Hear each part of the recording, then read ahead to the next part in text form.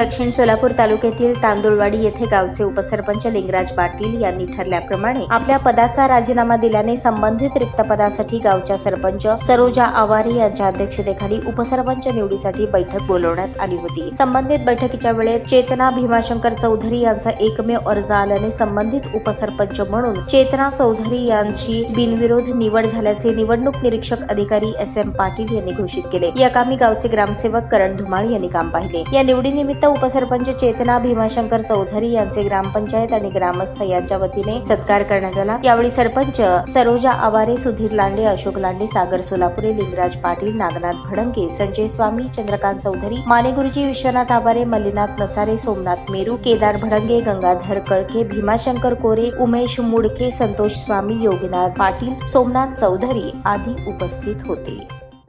मी अभिजित धानप्पा सोलापुरे या पार्टीचा पॅनल प्रमुख असून आतापर्यंत आमच्या कार्यकालामध्ये 2 सरपंच व 3 उपसरपंच या पद्धतीने आम्ही निवड केलेली आहे।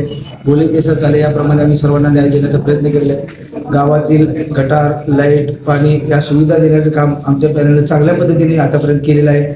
सर्व गावकऱ्यांना शोभेल असं आम्ही गावाचं नाव त्या आपल्या दक्षिण सोलापूर तालुक्यामध्ये कसं उंचवायचं हे एकच देव ठेवून आम्ही काम करत आहोत व सर्व गावकऱ्यांचा आम्हाला चांगल्या पद्धतीने सहकार्य भेटलेलं आहे। इथून पुढे आम्हाला सहकार्य भेटेल ही अपेक्षा करतो। धन्यवाद।